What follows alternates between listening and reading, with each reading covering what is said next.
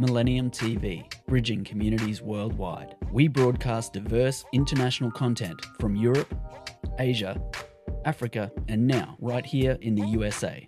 Watch us via Roku on your smart TV. Submit your own content to 1530entertainmentllc@gmail.com.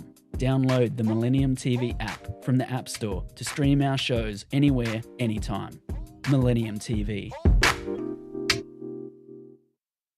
أعوذ بالله من الشيطان الرجيم بسم الله الرحمن الرحيم كتب عليكم الصيام كما كتب على الذين من قبلكم لعلكم تتقون সুপ্রিয় দর্শক এবং শ্রোতা millennium টেলিভিশনের আমাদের ইসলামিক জীবন ঘনিষ্ঠ আলোচনা অনুষ্ঠান আলোকিত পথ অনুষ্ঠান থেকে আপনাদের সকলকে স্বাগত জানাচ্ছি আমি মোহাম্মদ জহিরুল হক বশির আজকে আমাদের সঙ্গে যারা আছেন এবং আমাদেরকে পরে যারা দেখবেন টেলিভিশনের সামনে যারা বসে অনুষ্ঠানটি উপভোগ করবেন এবং পরে যারা দেখবেন প্রত্যেককে আমাদের অন্তরের অন্তঃস্থল থেকে আন্তরিক শুভকামনা জানাচ্ছি শুভেচ্ছা জানাচ্ছি আমরা আজকে ইসলামের জীবন ঘনিষ্ঠ বিষয় নিয়ে আলোচনা করব আজকে আমাদের স্টুডিওতে দুজন মেহমানকে আমরা আমন্ত্রণ করেছি আমাদের দুজন অত্যন্ত বিজ্ঞ মেহমান আছেন আমার ডানে আছেন বিশিষ্ট সমাজসেবক রাজনীতিবিদ ও ব্যবসায়ী ইঞ্জিনিয়ার আব্দুল খালেক সাহেব আসসালামু আলাইকুম আপনি কেমন আছেন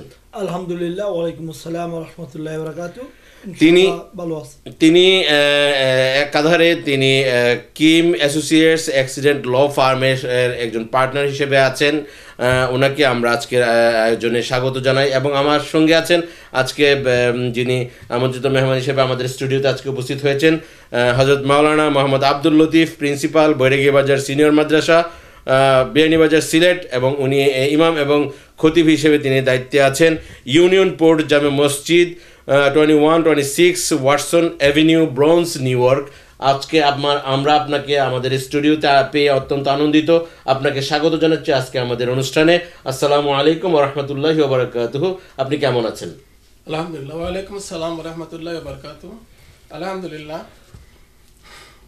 আউযু বিল্লাহি মিনাশ শাইতানির রাজিম বিসমিল্লাহির রাহমানির রাহিম ইয়া আইয়ুহাল্লাযীনা আমানু কুতিবা আলাইকুমুস সিয়ামু কামা কুতিবা আলাল লাযীনা মিন ক্বাবলিকুম লাআল্লাকুম তাত্তাকুন ওয়া ক্বালা তাআলা ওয়া লাকাদ নাসারাকুমুল্লাহু বিবাদরিন ওয়া আনতুম আযিল্লা আলহামদুলিল্লাহ আজকে আমরা আলোকিত পথ এর উপস্থাপক ভাই জহিরুল হক বশির সাহেবকে আমি আমার অন্তঃস্থল থেকে ধন্যবাদ এবং মুবারকবাদ জানাচ্ছি আজকের এই অনুষ্ঠানে আমাকে ডাকার জন্য এবং এখানে উপস্থিত আছেন ভাই Noor Mohammad Tafadar CEO Millennium TV USA এর কর্তৃপক্ষ আলহামদুলিল্লাহ আমরা আজকে আলোকিত পথ এই অনুষ্ঠানে রমজান শরীফ এবং বদরের যুদ্ধ সম্পর্কে আলোচনা করব ইনশাআল্লাহ তাআলা মা তৌফিক ইল্লা বিল্লাহ অত্যন্ত চমৎকার করে আমাদের প্রিন্সিপাল সাহেব যিনি সুন্দর করে আমাদের এই মিলেনিয়াম টেলিভিশন পরিবারের প্রতি এবং আমাদের যিনি মিলেনিয়াম টেলিভিশন এবং মিলেনিয়াম নিউজ 24 এর যিনি কর্ণধার যিনি সিও আমাদের নূর মোহাম্মদ তাফাজ্জল স্যারের প্রতি এবং আমাদের যারা কারিগরি সহযোগিতা করছেন আমাদের যারা এই পিছনে যারা কাজ করছেন প্রত্যেকের প্রতি আন্তরিক শুভকামনা জানাচ্ছেন আমিও সেই সাথে এবং আমার গেস্ট যিনি আছেন ইঞ্জিনিয়ার সাহেব ওনার পক্ষ থেকে সবার প্রতি কৃতজ্ঞতা এবং শুভকামনা সবার প্রতি সুস্থতা কামনা করছি প্রথমেই আমরা আল্লাহ তাআলার কাছে শুকরিয়া আদায় করি যে আল্লাহ তাআলা পবিত্র রমজান মাসের আজকে 17তম দিন এই বদরের দিবস যেই দিবসের হযরত মুহাম্মদ সাল্লাল্লাহু আলাইহি ওয়াসাল্লাম 313 জন সাহাবীদেরকে নিয়ে বদরের যুদ্ধের প্রাঙ্গণে যারা যুদ্ধ করে আমাদের এই ইসলামকে বিজয় করেছিলেন এই ইসলামের এই সুন্দর ইসলাম আমরা পেয়েছি আজকে যে রক্তমাখা ইসলামকে রক্ত দিয়ে তারা এত কষ্ট করে আমাদেরকে এই ইসলামকে আমাদের জন্য লড়াই করেছিলেন সেই বদরের প্রান্তরে আজকে আমরা ইসলামকে পেয়েছি আলহামদুলিল্লাহ তো এই জন্য আমরা আল্লাহ তাআলার কাছে শুকরিয়া আদায় করি এবং আমরা প্রাউডনেস ফিল করি সেই জন্য যে আমরা এই আল্লাহ তাআলার এই কোরআন এবং হাদিসের আলোকে দ্বীনি পরিবেশে আমরা আজকে চলতে পারতেছি সেই ধারাবাহিকতায় আজকে আমরা আলোচনা করব আমার প্রথমে যদি আমরা একটু বিশেষভাবে বলতে চাই যে বিশিষ্ট সমাজসেবক রাজনীতিবিদ ও ব্যবসায়ী ইঞ্জিনিয়ার আব্দুল খালেক সাহেবকে যে আসলে রমজান মাস আপনি তো এই আমেরিকাতে দীর্ঘদিন আছেন কত বছর আপনি আমেরিকাতে আছেন আসসালামু আলাইকুম রহমতুল্লাহ বারাকাত। এবং আপনি যদি আপনার আলোকে দিনই কিছু আলোচনা মানে কথা আপনি রমজান সম্পর্কে যদি আমি কিছু বলেন। এই দীর্ঘ 28 বছর ধরে এই মার্কিন যুক্তরাষ্ট্রে বসবাস করতেছি। এই মার্কিন যুক্তরাষ্ট্রে আসার পর প্রথম দিকে যেটা দেখেছিলাম, সেইখানে আমাদের বাংলাদেশি লোকদের সংখ্যাটা তেমন একটা ছিল না, হাতে গোনা। তো তখন রমজান আসলে বোঝা যেত না যে এটা রমজানের মাস। কারণ হলো যে চতুর্দিকে দেখতাম বিধর্মী লোকদের সংখ্যাটাই বেশি। ঘর থেকে বাইরে হইলে দেখা যেত যে আমি রোজাদার, আমার ডাইনে বামে কেউ রোজাদার না, কাউকে খুঁজেও পাওয়া যাচ্ছে না। কিন্তু এখন আমাদের আশার বাণী আলহামদুলিল্লাহ যে যুক্তরাষ্ট্রের মাটিতে মুসলমানদের সংখ্যা এবং মুসলমানদের আধিপত্য, মুসলমানদের প্রভাব, প্রতিপত্তি এত এত এত বেশি বেড়েছে যে যাদের প্রাদুর্ভাবে এই মার্কিন যুক্তরাষ্ট্রের মতো জায়গা, স্পেশালি বিশ্বের রাজধানী বলে খ্যাত নিউ ইয়র্ক স্টেট, এই নিউ ইয়র্ক স্টেটে প্রতিটা স্কুল কলেজে এখন আমাদের দিনই অর্থাৎ দুইটি বিশেষ দিন, আমাদের ঈদুল ফেতর এবং ঈদুল আজহা, এই দুইটা দিনকে ছুটি ঘোষণা করেছে, সরকারি ছুটি ঘোষণা করেছে। সো এই যে ছুটিটা আমরা পেয়েছি এই বিজাতি বা বিধর্মীদের দেশে, সেটা কিন্তু কম কথা না, এটা আমাদের জন্য বিশাল একটা অর্জন। তার পাশাপাশি নিউ ইয়র্কের যে মেয়র, আমি গত পরশুদিন দেখেছি যে আমাদের মেয়র আমাদের কমিউনিটি অর্থাৎ মুসলিম কমিউনিটিকে ইফতারে দাওয়াত দিয়েছেন গ্রাসিয়া ম্যানশন, মিন্স আমাদের যে মেয়রের নিজস্ব বাসভবনে, এবং আমাদের মুসলিম কমিউনিটির নেতৃবৃন্দ তারা সেখানে উপস্থিত হয়েছে নিজের বাসভবনে, যেখানে আমাদের মেয়র সাহেবের বাসভবনে সকল মুসলিম কমিউনিটির নেতৃবৃন্দ একত্রিত হয়েছেন এবং এইখানে ইসলামের একটা ঝান্ডা তারা প্রচার করে দিয়েছেন। মানে নিউ ইয়র্কের মেয়রের বাসভবনে ইফতার করা মানে সারা বিশ্বকে জানান দেওয়া যে মুসলমানরা কিন্তু এখন আর পিছিয়ে নেই এই মার্কিন মুল্লুকে, তারাও কিন্তু অনেক দূর এগিয়ে এসেছে। তারপর আমরা দেখেছি এই মার্কিন যুক্তরাষ্ট্রের কয়েকদিন আগে যে ইলেকশনটা হলো, নির্বাচনটা গেল, সেই নির্বাচনের সময়ও আমাদের বর্তমান যে নির্বাচিত প্রেসিডেন্ট ডোনাল্ড ট্রাম্প, উনি কিন্তু মুসলমানদের সাথে বসে মুসলমানদের সাথে আলাপ আলোচনা করে এবং মুসলমানদের বিভিন্ন ক্ষেত্রে, ধর্মীয় ক্ষেত্রে কি কি সুযোগ সুবিধা দিবেন এবং বহির্বিশ্বে মুসলিম দেশগুলোকে কি কি কাজ তাদের জন্য করবেন, সেই ব্যাপারে বিভিন্ন প্রতিশ্রুতি দিয়ে মুসলমানদের ভোটগুলোকে টানার চেষ্টা করেছেন এবং মুসলমানরা তার আশ্বাসের ভিত্তিতে তাকে সমর্থন দিয়েছিল, যে সমর্থনের কারণে এবারই উনি যেভাবে আপনার বলতেছি পপুলার ভোট এবং ইলেকটোরাল ভোট, দুইটা ভোটে বিপুল ব্যবধানে নির্বাচিত হয়েছেন। সেখানে মুসলমানরা যে কত বড় ভূমিকা রেখেছে এটা কিন্তু অবিস্মরণীয়, এবং যেটা মুসলমানদেরও শুধু ডোনাল্ড ট্রাম্পের বিজয় বললে হবে না, এই বিজয়টা ছিল আলটিমেটলি মুসলমানদের বিজয়। কারণ মুসলমানরা যদি এইভাবে সমর্থনটা না দিতেন তাহলে বিজয়টা কিন্তু ডোনাল্ড ট্রাম্প এভাবে দেখতে পারতেন, সেটা আমরা বিশ্বাস করি। এবং ডোনাল্ড ট্রাম্প স্বীকার করেছেন যে মুসলিম কমিউনিটি ইজ ফ্যাক্ট, উনি নিজে এই কথাগুলো বলেছেন। হ্যাঁ, তা আমাদের প্রেসিডেন্ট কিন্তু বিভিন্ন আঙ্গিকে আজকের এই সময়ে ওনার যে প্রতিশ্রুতি, সেই প্রতিশ্রুতির আলোকে প্রথম যেটা বলেছিল যে উনি প্যালেস্টাইন এবং ইসরায়েলের মধ্যকার যে বিভেদটা আছে সেই বিভেদটা সমূলে উনি বন্ধ করবেন, এবং এই পর্যন্ত আমরা দেখতেছি যে উনি ওনার প্রতিশ্রুতিও রেখেছেন। কারণ আগামীতেও যাতে মুসলিম কমিউনিটির ভোটটা ওনার পক্ষে থাকে বা ওনাদের পার্টির পক্ষে থাকে, সেজন্য উনি ওনার মতো করে চেষ্টা চালিয়ে যাচ্ছেন। হয়তো আমরা দেখব যে আরও এক ধাপ আমরা স্টেপ বাই স্টেপ এগিয়ে যাব। এবং পরবর্তীতে আমি আরেকটা জিনিস না বললেই নয় যে এখন এইখানে এই যুক্তরাষ্ট্রের মাটিতে বিভিন্ন কংগ্রেসে, সিনেটে এবং আমাদের মুসলমান কমিউনিটি বিভিন্ন পদবি অবলম্বন করেছে। আপনারা জানেন যে অলরেডি প্যালেস্টাইনের একজন নারী এখানে কাউন্সিলম্যান হিসেবে সিনেটর হিসেবে নির্বাচিত হয়েছেন। তারপরে আবার এইখানে নিউ ইয়র্ক সিটিতে কাউন্সিলম্যান পদে আমাদের শাহনাহানি, আমাদের বাংলাদেশি, এটা আমাদের গর্বের, সেও কিন্তু নির্বাচিত হয়েছে, একজন মুসলিম নারী। এছাড়া এখানকার যে আপনারা জানেন সিভিল কোড আছে, ওই কোডের যে জাস্টিস সুমা সাইদ আমাদের বাংলাদেশি নারী এবং প্রথম কোনো মুসলিম নারী এখানকার কোর্ট জাস্টিস হিসেবে নিয়োগ পেয়েছেন। সো এইভাবে আমাদের মুসলমানদের অগ্রযাত্রা কিন্তু এই মার্কিন মুল্লুকেই শুরু হয়েছে।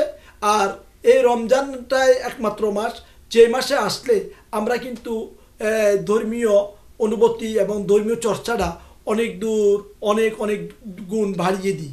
এবং এই রমজানের মাধ্যমে আমাদের সিয়াম এবং সাধনার মাস, এই রমজানে আমরা কি করি, একে অন্যের সাথে ভ্রাতৃত্ব বন্ধুত্ব, স্পেশালি আজকে 17 রমাদান ছিল। আজকেও দেখা গেছে যে আমাদের কমিউনিটির মধ্যে অনেকগুলো ইফতার পার্টি ছিল। সেই ইফতার পার্টিগুলোর মধ্যে স্পেশালি সিরাজগঞ্জ জেলা সোসাইটির ইফতার পার্টিতে আমি জয়েন করেছিলাম। তারপরে এইখানে আমাদের ব্রঞ্চ যে গোল্ডেন প্লেসে একটা ইফতার পার্টি ছিল, যেখানে আমার উপস্থিত থাকার কথা ছিল, যদিও একসাথে তো অনেকগুলোতে জয়েন করা যায় না।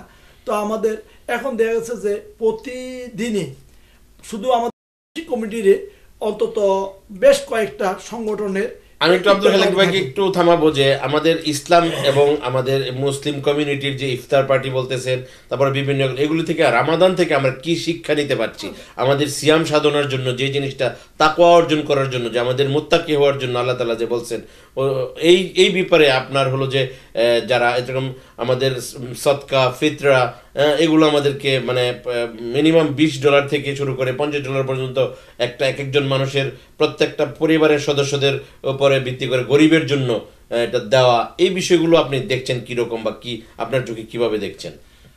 আপনারা জানেন যে পবিত্র কোরআনে কারিমে আল্লাহ রাব্বুল আলামিন নিজে ঘোষণা করেছে যে আশহারু রমাদান আল্লাযী উনজিলা ফিহিল কোরআন।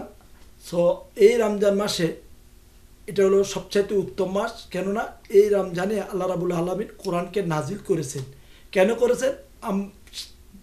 পৃথিবীর সকল মানুষের হেদায়েতের জন্য। সো এখানে যদি আপনি বলি যে মুসলমানদের হেদায়েতের জন্য না, আমরা যারা হেদায়েত প্রাপ্ত হয়েছি তারা মুসলিম হয়েছি। আমরা যারা আল্লাহ রাব্বুল আলামিনের হেদায়েত পেয়েছি তারা মুসলিম হয়েছি, আর যারা হেদায়েত এখনো পান নাই তারা কিন্তু অমুসলিম রয়ে গেছে। তাদেরকে দাওয়াত দিতে হবে,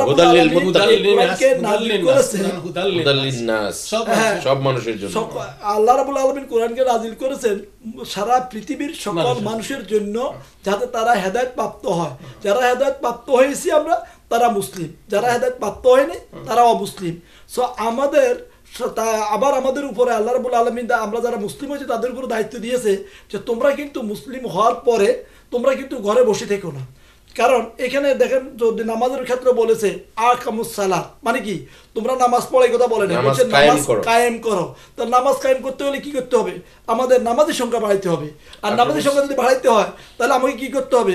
আমাদের অমুসলিম অর্থাৎ বিধর্মী বিজাতি যারা আছে তাদের কাছে ইসলামের দাওয়াত পৌঁছাতে হবে, তাদের কাছে ইসলামের দাওয়াত দিতে হবে। আমি গত পরশুদিনও দেখেছি আমাদের ইমাম মুকিত সাহেব একজন খ্রিস্টান ধর্মাবলম্বীকে মুসলমান ধর্মে দীক্ষিত করেছেন, দেখে আলহামদুলিল্লাহ এই রমজান মাসে আমরা দেখেছি। তো এইভাবেই কিন্তু আমরা কিন্তু কোরআনের যে সৌন্দর্য এবং কোরআনের যে জয়গান এগুলাকে আমাদের করতে হবে। আর রমজানের মধ্যে আমি যে দান করাতে যে কথাটা বলা আছে, আপনি দান করার জন্য কোনো লিমিটেড রাখেন আল্লাহ রাব্বুল আলামিন। আল্লাহ রাব্বুল আলামিন সবসময় বলেছে যার যার সাধ্য অনুযায়ী তোমরা দান করো। বাট রমজান মাসে যদি দান করেন তাহলে এটার জন্য একটা বিশেষ ফজিলত দিয়েছেন। সেটা হলো কি, আপনি যদি $1 দান করেন তাহলে আপনি 70 টাকা, অর্থাৎ যেটাই দান করবেন 70 গুণ সওয়াব। আল্লাহ রাব্বুল আলামিন বলেছে যে 70 গুণ কিন্তু আসলে এটা লিমিট না। তারপরে বলেছেন 70 না 700, তারপরে বলেছেন কি 700 না 7000, তারপরে বলেছে কি 7000 না আনলিমিটেড। অর্থাৎ আমি আল্লাহ রাব্বুল আলামিন তুমি যে দানটা করেছো এই রমজানের সময় আমার জন্য করেছো, তুমি তোমার জন্য করো না, আমার জন্য, আমার সন্তুষ্টির জন্য। সো এটার যে সওয়াবটুকু, এটার যে পুণ্যটুকু, এইটুকু আনলিমিটেড। আমি আল্লাহ রাব্বুল আলামিন যা চাইবো তাই দিব। আল্লাহ রাব্বুল আলামিন আমাদেরকে এই রমজান মাসে সবচেয়ে বেশি বেশি দান, সাদকা, যাকাত, ফিতরা এগুলা দেওয়ার তৌফিক দান করুন। অত্যন্ত চমৎকার করে বলছিলেন আপনি। আখিরি দাওয়ানা বলে শেষ করলে চলবে না, আমরা আবার আসবো আপনার কাছে। আব্দুল খালেক ভাই, আপনি অত্যন্ত চমৎকার সুন্দর কিছু কথা দর্শকদের উদ্দেশ্যে আপনি বলছেন। আমরা আপনার কাছ থেকে আরো সুন্দর সুন্দর কথা শুনবো। আমি একটু বিরতিতে যাব আমরা কিছুক্ষণের মধ্যেই। তো আমরা একটু আমরা জানতে চাইবো যে আমাদের প্রিন্সিপাল সাহেবের কাছে জনাব আব্দুল লতিফ সাহেব, বৈরাগী বাজার সিনিয়র মাদ্রাসা, যিনি বিয়ানীবাজারের যিনি ইমাম ও খতিব ইউনিয়ন পোর্ট জামে মসজিদ 2126 ওয়াটসন এভিনিউর ব্রাউন্সে যিনি আছেন দায়িত্বে। তো আমি আপনার কাছে একটু জানতে চাইবো যে আব্দুল খালেক ভাই বলছিলেন যে দান সাদাকা যে বিষয়টা আছে, পবিত্র মাহে রমাদান মাস চলতেছে, রহমত বরকত মাগফিরাতের মাস। এই মাসে আমাদের জন্য যেই বিষয়গুলো, যে বার্তাগুলো, যে শিক্ষাগুলো আমাদেরকে আমাদের কোরআন হাদিসের আলোকে আছে, সেই বিষয়গুলো নিয়ে যদি আপনি মানে ওভারঅল যদি আপনি একটু কথা বলেন। আলহামদুলিল্লাহ। আমি আবারও দর্শকবৃন্দ শ্রোতাবৃন্দকে ধন্যবাদ জানাচ্ছি এবং ইসলামী তরিকায় অভিবাদন জানাচ্ছি। আসসালামু আলাইকুম ওয়া রাহমাতুল্লাহি ওয়া বারাকাতুহু। আসসালামু আলাইকুম মান ইত্তাবাল হুদা। আলহামদুলিল্লাহ, আমরা যে বড় দুইটি বিষয়ের উপর আলোচনা চলে আসছে। একটি হচ্ছে আজকে 17 রমাদানের যে একটা মানে ঐতিহাসিক একটি দিন, বদর যুদ্ধ, আর আরেকটি হচ্ছে যে আমরা রমজান মাসের রোজা পালন করতেছি এই রামাদান এবং বদর, এই দুইটি সম্পর্কে আলোচনা, বিশাল আলোচনা। যাই হোক, আমরা অতি সংক্ষেপে আলোচনা করার চেষ্টা করব। আমি প্রথমে রামাদান সম্পর্কে আলোচনা করি। আল্লাহ সুবহানাহু ওয়া তাআলা কুরআনুল কারীমের মধ্যে বলেছেন, ইন্না দীনা ইনদাল্লাহিল ইসলাম। আল্লাহ সুবহানাহু ওয়া তাআলার কাছে সবচেয়ে গ্রহণযোগ্য মানে ধর্ম হচ্ছে ইসলাম। তো ইসলাম হচ্ছে গ্রহণযোগ্য ধর্ম। এর ইসলামের একটি বড় স্তম্ভ হচ্ছে রামাদানের রোজা রাখা।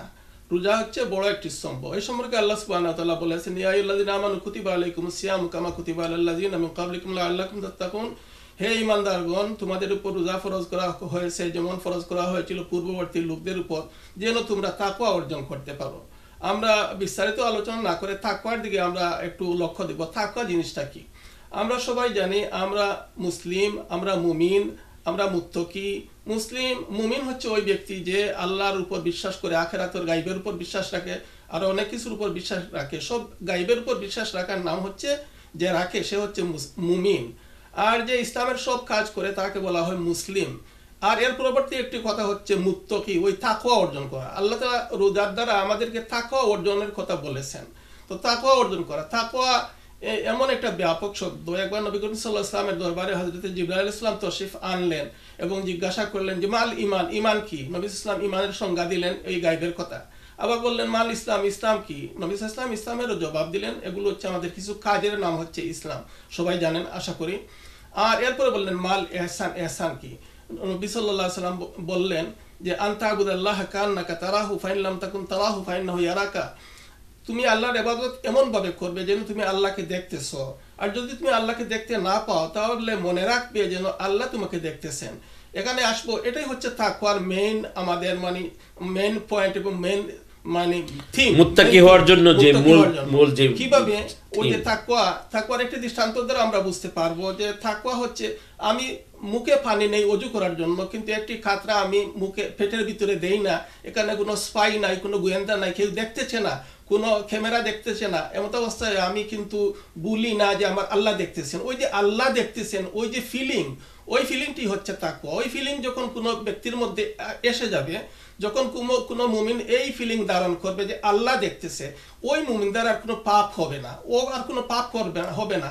সে হচ্ছে মুত্তাকি, সে হচ্ছে পরেজগার।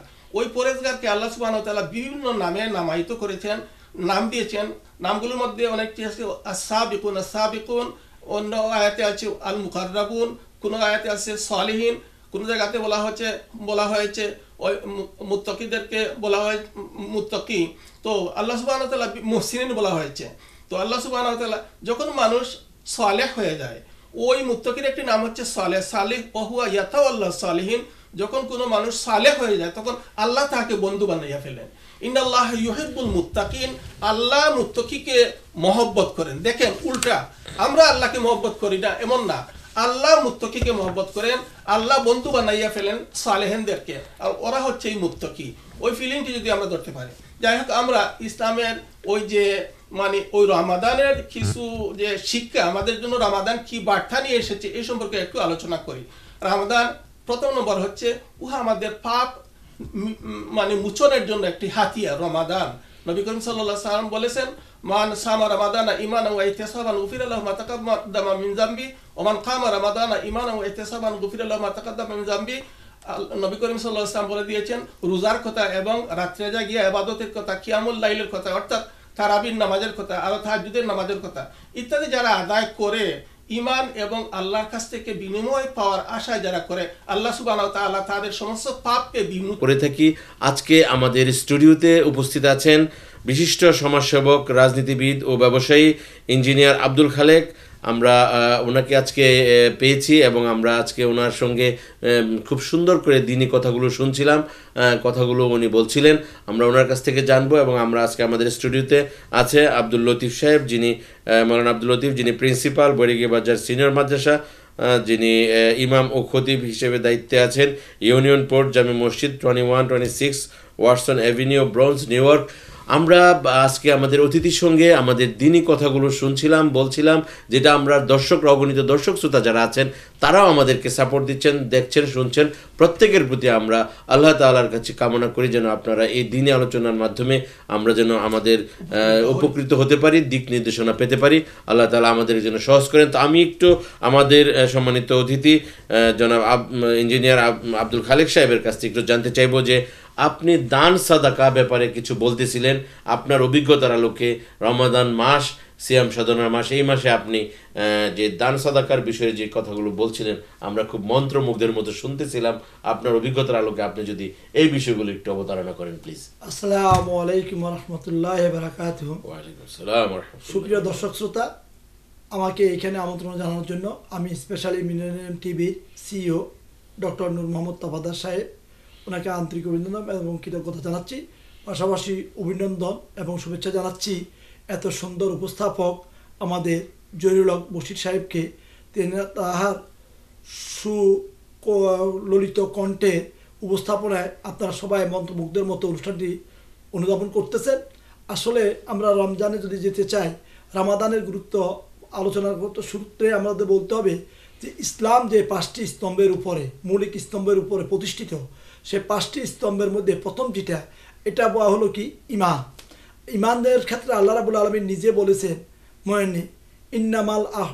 হাদিসে আছে ইন্নামাল আহমালু বিন্নিয়াত, অর্থাৎ তুমি যে কর্ম করবে সে কর্মফল তোমার নিয়তের উপর। আমাদের ইসলামের 5টি স্তম্ভের মধ্যে নামাজ, রোজা, হজ, যাকাত, কালেমা, নামাজ, রোজা, হজ, যাকাত, যেটা বলতেছেন ঈমান, যেটা কালেমাকে ঈমানের কথা বলতেছেন। তো যেটা এই যে ঈমানটা আপনি আগে ঈমান আনেন, তারপর এটার উপরে প্রতিষ্ঠিত থাকুন। এরপরে বলছে কি নামাজ। তো নামাজের ক্ষেত্রে আল্লাহ রাব্বুল আলামিন ওইখানে বলেছে ইন্না সালাতা তানহা আনিল ফাহশাই ওয়াল মুনকার, অর্থাৎ নামাজ হলো একমাত্র জিনিস যা আপনার ধর্মীয় মুসলিম অমুসলিমের মধ্যে পার্থক্য নির্ণয় করে, কে মুসলমান আর কে অমুসলিম। ইন্না সালাতা তানহা আনিল ফাহশাই ওয়াল মুনকার, নিশ্চয়ই নামাজ মানুষকে অশ্লীল, পাপাচার, খারাপ কাজ থেকে বিরত রাখে। মুসলমান এবং অমুসলিমের মধ্যে যে পার্থক্যটা হলো নামাজের মাধ্যমে এটা ক্লিয়ার করে দেয়। কারণ যে নামাজ পড়ে সে কখনো খারাপ কাজ করবে না, যে নামাজ পড়ে সে মিথ্যাতা বলবে না, যে নামাজ পড়ে সে ঘুষ খাবে না, সে ব্যভিচারে লিপ্ত হবে না, আর যে নামাজ না পড়ে সেই কাজগুলো করবে। সো এই যে ব্যাপারটা, বিভেদটা, এই যে ফারাকটা আল্লাহ রাব্বুল আলামিন এই নামাজের মাধ্যমে কিন্তু বিরত রাখে তাকে বলা হয়েছে, এটাকে দান করে ফেলেছে। তারপরে আসছে কি যে রোজা, এই যে রামাদান। এই রামাদানের ক্ষেত্রে আল্লাহ রাব্বুল আলামিন তার গুরুত্ব বর্ণনা করতে গিয়ে বলেছেন যে তোমরা যদি নাকি এই যে রামাদানে কিছুক্ষণ আগে যে কথা বলেছি যে আপনিও সবসময় দান করবেন, বাট রামাদানে যদি আপনি দান করেন তাহলে এই রামাদানটা হলো সবচাইতে 12টি, ইসলামে যে 12টি মাস আছে এই 12টি মাসের মধ্যে উত্তম মাস হলো রামাদান মাস। কারণ এই মাসে আল্লাহ রাব্বুল আলামিন আল কোরআন নাজিল করেছেন এবং এই রমজান মাসে আল্লাহ রাব্বুল আলামিন একটি বিশেষ রাত রেখেছে, আমরা বলি লাইলাতুল কদর, যে রাত হাজার রাত্রি থেকেও উত্তম। সো এই রাতটি আমরা খুঁজতে হবে এবং ওই রাত্রির ক্ষেত্রে বলছে কোন রাত্রি। আমাদের অনেকে বলে যে চন্দ্র 27 চাঁদ রাত, বাট আসলে 27 চাঁদ রাত না, ওটা হলো বেজোড় রাত্রি, অর্থাৎ 20 রমাদানের পরে, মানে 21, 23, 25, 27, 29 এই রাতগুলোর যে কোনো একটা রাতে কিন্তু আপনারা বলতেছি যে এটা এই যে লাইলাতুল কদরের রাত হতে পারে। সো আমরা এই যেহেতু আজ 17 তারিখ, আর 3 দিন পরে কিন্তু আমরা কিন্তু ওই যে হাজার রাত্রি থেকে উত্তম যে রাতটি, ওই রাতটি খুঁজতে হবে। আর ওই রাতটি খুঁজতে হলে আমাদের কি করতে হবে?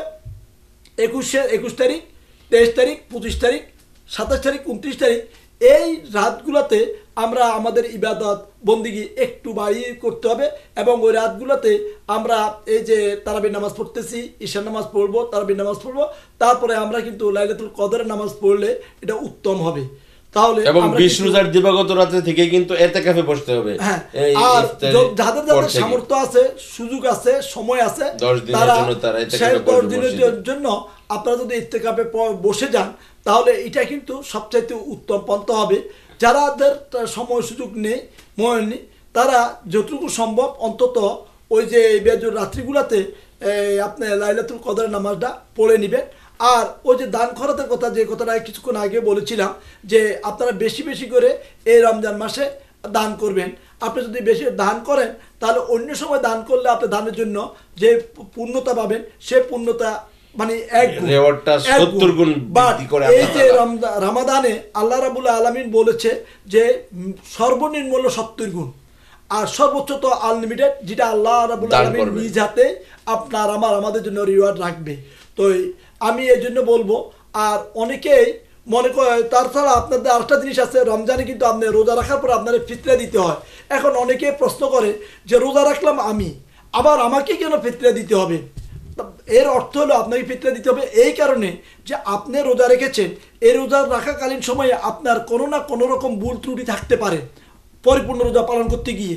তো যদি নাকি আপনার এই রোজার মধ্যে কোনো রকম কোনো ভুল ত্রুটি ইচ্ছা অনিচ্ছাকৃতভাবে হয়ে যায়, তাহলে আপনি যে এটার পরে যে ফিতরাটা দিচ্ছেন, ফিতরাটা পে করতেছেন, এই কারণে আল্লাহ রাব্বুল আলামিন আপনার এই রমজানের ভুল ত্রুটিগুলোকে ক্ষমা করে বিশুদ্ধ রমাদান হিসেবে আল্লাহ রাব্বুল আলামিন ইনশাআল্লাহ এটা কবুল করে নেবেন। আমি আমার ইঞ্জিনিয়ার সাহেবের সাথে একটু আপনার সাথে শেয়ার করতে চাই, একটু থামাতে চাই যে আসলে ফিতরার যে দালিলিক যে বিষয়গুলো রয়েছে সেগুলো আমরা মোহতারাম হুজুরের কাছ থেকে জানবো, এবং জাকাত এবং ফিতরা এই দুইটা জিনিস আসলে ইসলামিক কোরআন হাদিসের আলোকে এটার কিছু নিয়ম নীতি রয়েছে, সেইভাবেই করতে হয়। আসলে রমজান মাসে রামাদানের যে বিষয়, এটার সাথে আসলে আমাদের ভুল ত্রুটিত যে জিনিসটা সেটা হলো তওবা করার মাধ্যমে, আর ফিতরার মাধ্যমে আল্লাহ তাআলার রাগ গুসাকে ঠান্ডা হয়ে যায়।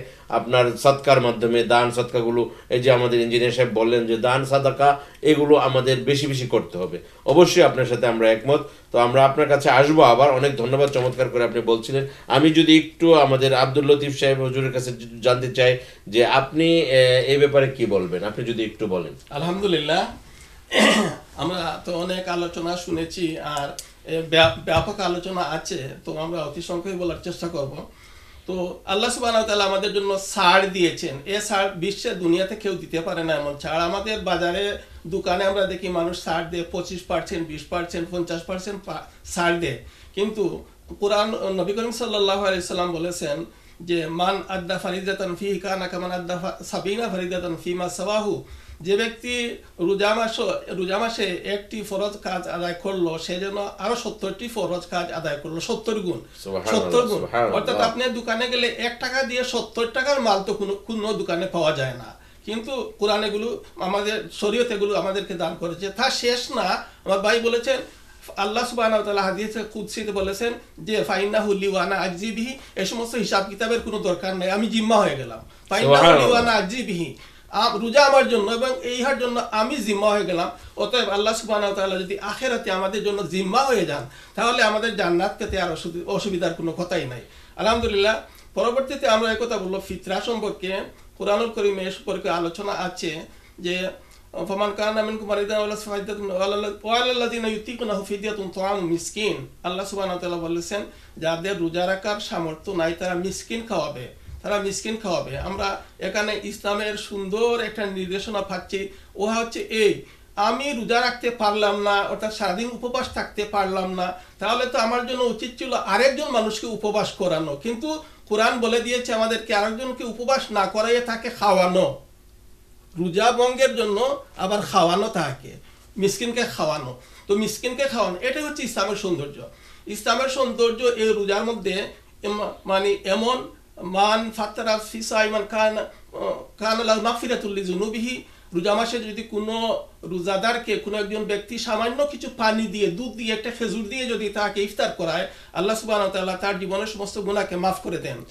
আর যদি কোনো রোজাদারকে পেট পূর্তি করে কোনো মানুষ ইফতার করায়, তাহলে নবী করিম সাল্লাল্লাহু আলাইহি ওয়াসাল্লাম বলেছেন যে তাহাকে আল্লাহ সুবহানাহু ওয়া তাআলার পক্ষ থেকে হাউজে কাউসারের পানি পান করানো হবে।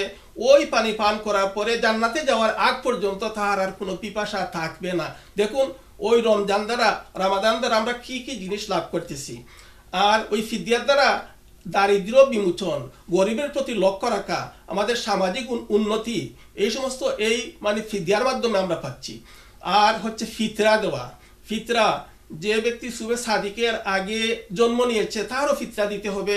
যার কাছে আজকে খাওয়ার পরিমাণ মাল আছে এবং বাড়তি কিছু আছে তাকে ফিতরা দিতে হবে।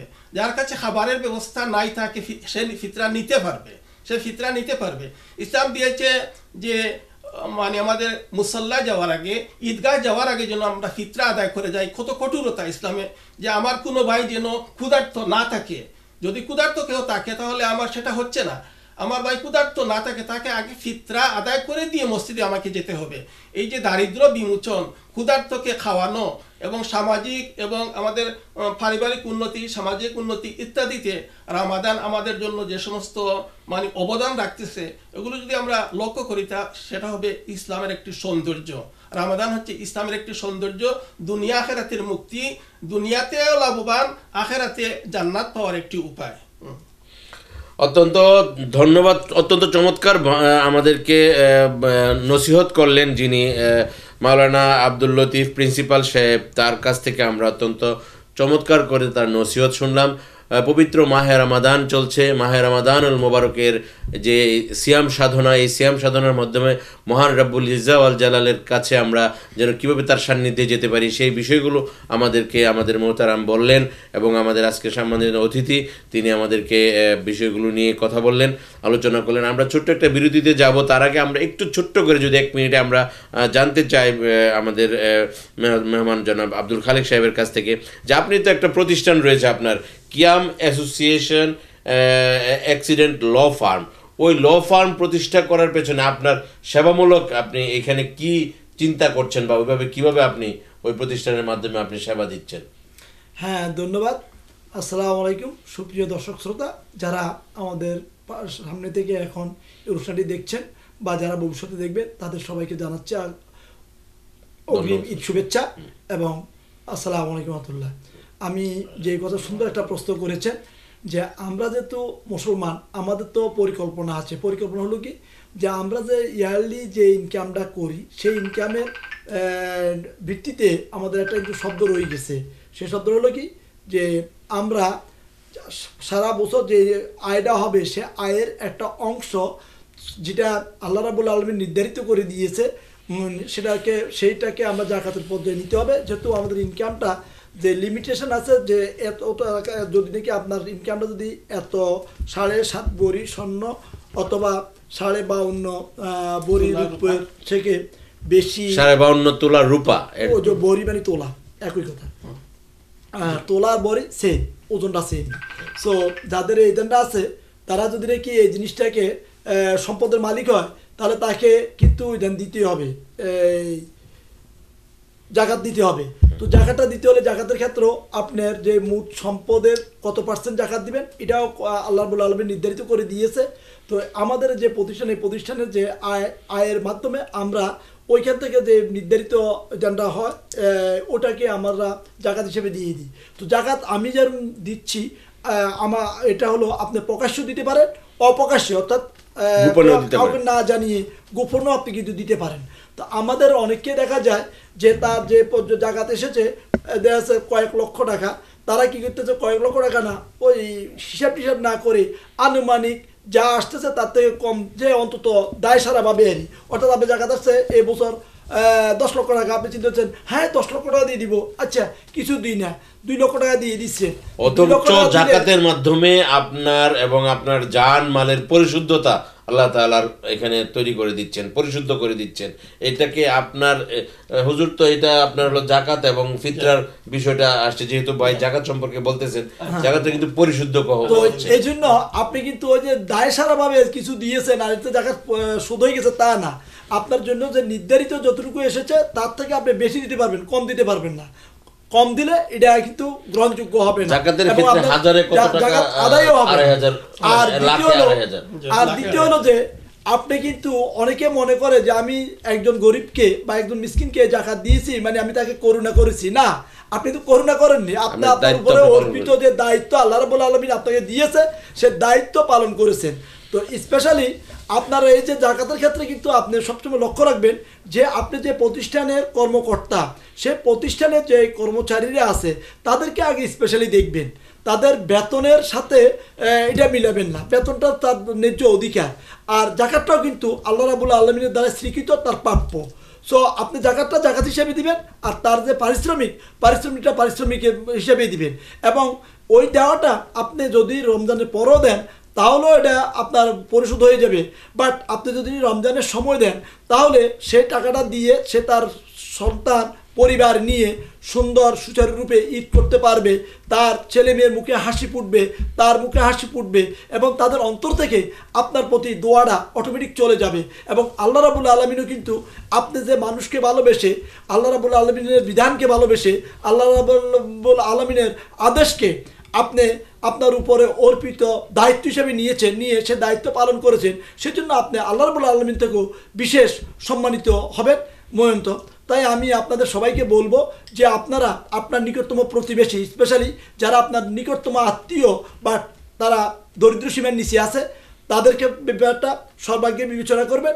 আর পরবর্তীতে আপনার প্রতিষ্ঠানে যেসব কর্মচারীরা আছে তাদের মধ্যে যাদের অবস্থান দরিদ্র সীমার নিচে আছে, যদি আপনার অফিসের কর্মচারী কিন্তু তার বেতন দিয়েছে যে লক্ষাধিক টাকা বা কয়েক লক্ষ টাকা, তো সে তো দরিদ্র সীমার নিচে না, সে নিজেও কিন্তু জাকাত দেওয়ার জন্য উপযুক্ত হয়ে গেছে।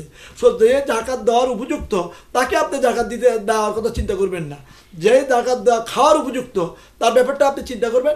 এবং রমজান মাসে দিলে আপনার জন্য বিশেষ সুবিধা আল্লাহ রাব্বুল আলামিন যে আপনি মিনিমাম 70 গুণ সওয়াবের অধিপতি হচ্ছেন। আর যদি আপনি রমজানের পরে দেন তাহলে কিন্তু আপনি ওই 1 গুণ সওয়াবের অধিপতি হবেন।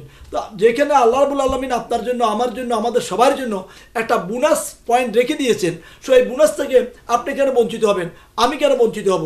তাই আমি বলবো যে আপনারা যে প্রতিষ্ঠানের মালিক আছেন, যে প্রতিষ্ঠানের কর্ণধার আছেন, যার কাছে ওই 7.5 তোলা স্বর্ণের অথবা 52.5 তোলা রূপার থেকে বেশি অর্থ আপনার কাছে মজুদ আছে এবং পুরা বছর ধরে আপনার কাছে এটা ছিল, সঞ্চিত ছিল, তারা অবশ্যই জাকাত দেওয়ার জন্য প্রস্তুতি নিন। এবং এই যে আগামী আর অল্প কয়েকদিন আছে, ঈদ চলে আসতেছে, তার পূর্বে আপনি জাকাতগুলো সম্পূর্ণ রূপে মানুষ গরিব দুঃখীর মাঝে বিতরণ করুন। আল্লাহ রাব্বুল আলামিন আপনার এই দানকে যেন কবুল করে নেন।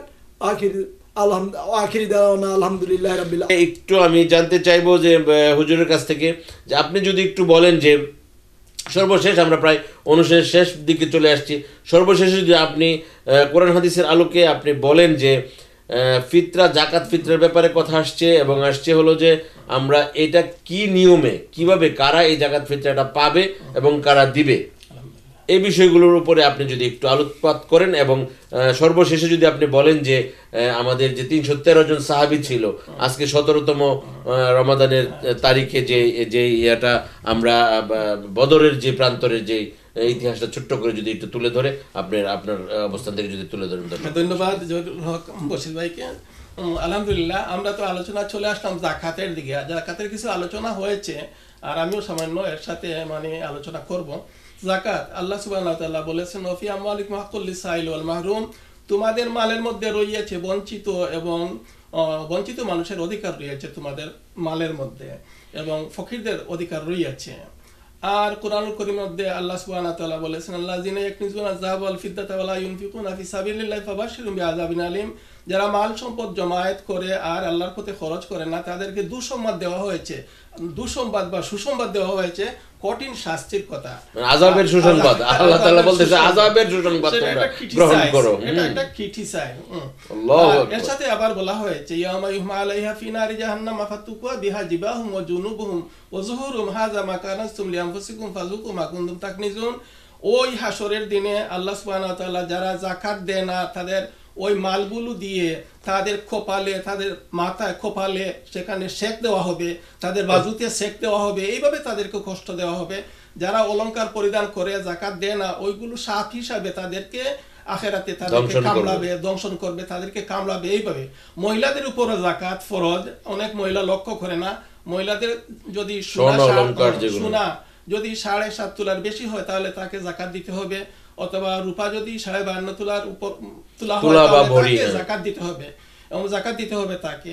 তো যাকাত দেওয়া ওই রমাদান মাসের যাকাত দেওয়া, আমার ভাই বলেছেন আগেই, রমজান মাসে যাকাত দেওয়া সুবিধা সুন্দর, কারণ গরিব লোকেরা রমজান মাসে বেশি রোজগারও করতে পারে না, তারা অভাব অনটনের মধ্যে থাকে, তারা যেন এই যাকাতগুলোর দ্বারা দিন কাটতে পারে, খাইতে পারে তারা। যাই হোক, যাকাত খারাপ পাবে সেই কথাটি প্রসঙ্গত আসে। যাকাত আল্লাহ সুবহানাহু ওয়া তাআলা কুরআনুল কারীমের মধ্যে বলেছেন, ইন্নামাস সাদাকাতু লিল ফুকারাই ওয়াল মাসাকিন ওয়াল আমিলিনা।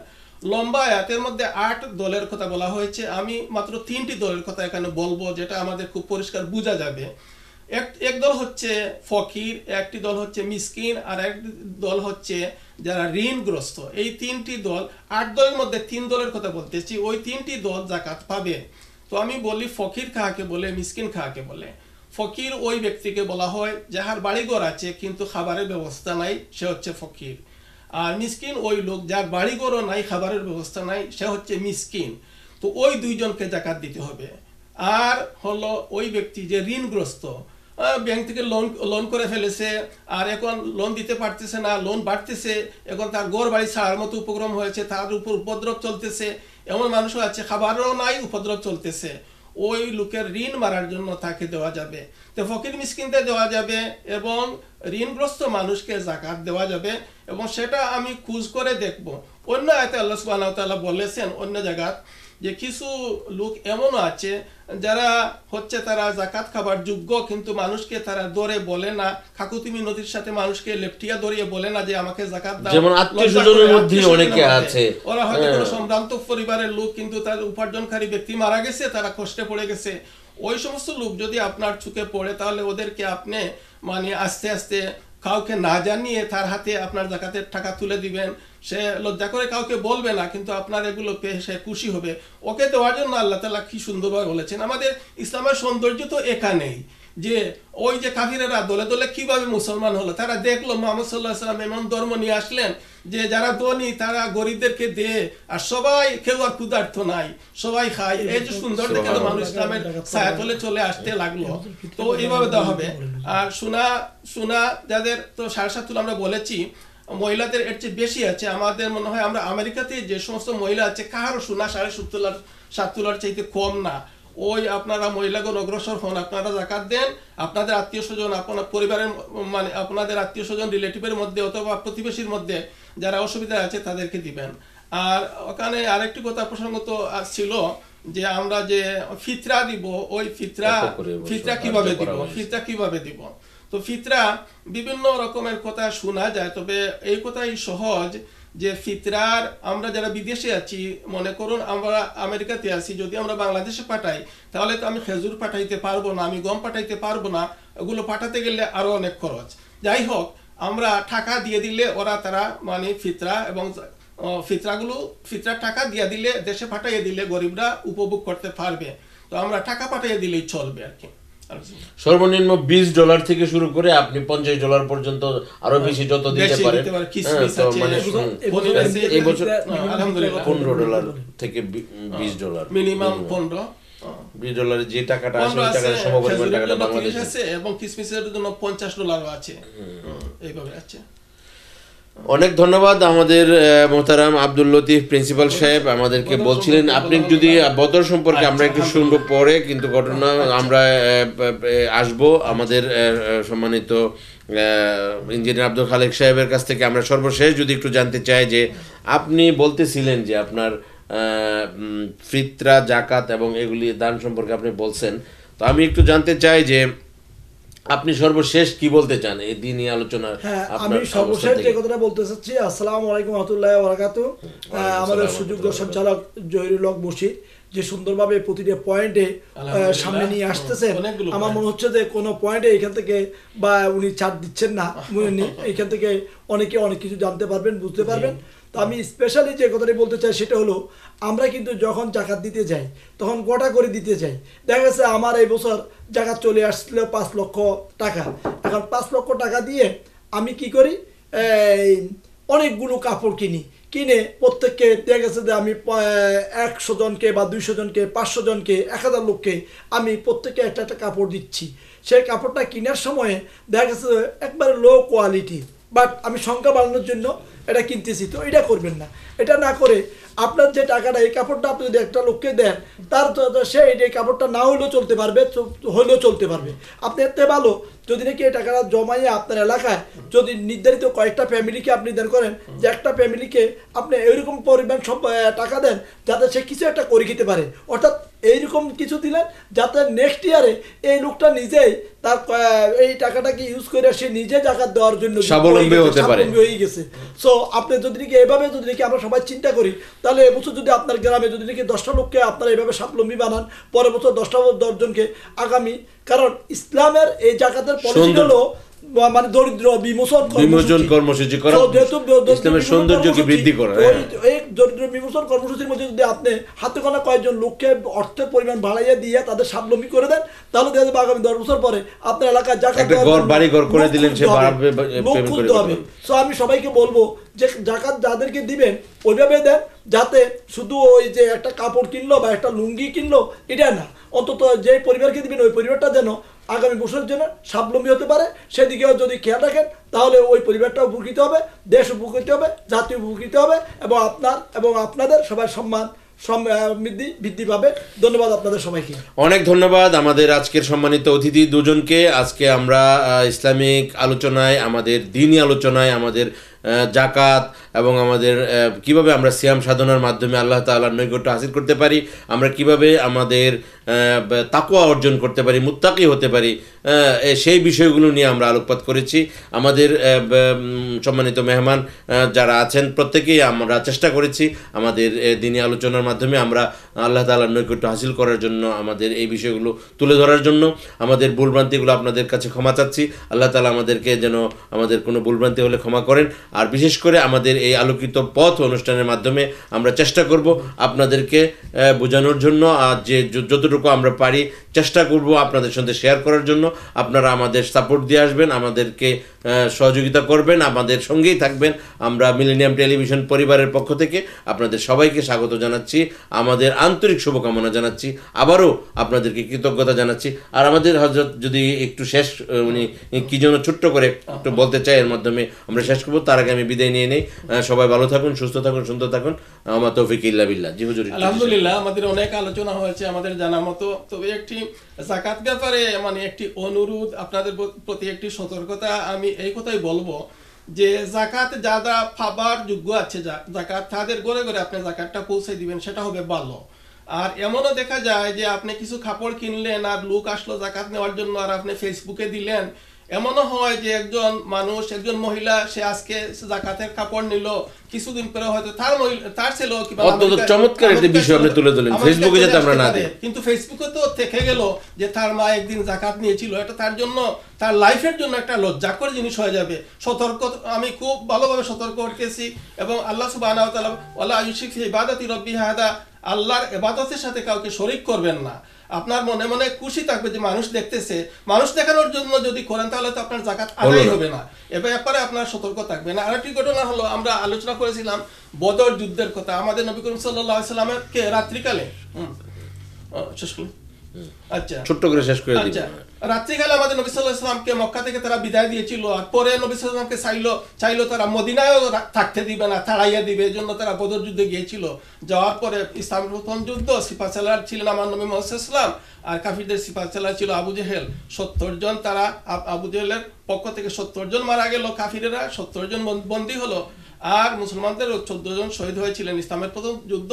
এবং এই যুদ্ধে আল্লাহ সুবহানাহু ওয়া তাআলা দ্বীনকে জয় করেছিলেন। মুহাম্মদ সাল্লাল্লাহু আলাইহি ওয়াসাল্লামের মানে ওই আনা ধর্ম নীতি দুনিয়াব্যাপী জানতে পারলো মানুষ যে ইসলাম যারা গ্রহণ করে যুদ্ধের ময়দানে তারা পিছে পড়ে না। তাদের অস্ত্র ছিল না, কিন্তু বল ছিল ইমানের বল। এই যে 313 জন সাহাবী, বদরের যে ঐতিহ্য, ইতিহাস, আল্লাহ অনেক ধন্যবাদ আমাদের মোহতারামকে। এবং আজকে আমরা শেষ করব ছোট্ট পরিসরে হুজুর যে শেষ বদরের প্রান্তরের যে বিষয়গুলো, এটা লম্বা ইতিহাস। তো আমাদের এই ঐতিহ্য ইতিহাসকে আমরা লালন করব, ধারণ করব। আমাদের এই কোরআন এবং হাদিসের আলোকে যেন আল্লাহ তাআলা আমাদেরকে চলার তৌফিক দান করেন।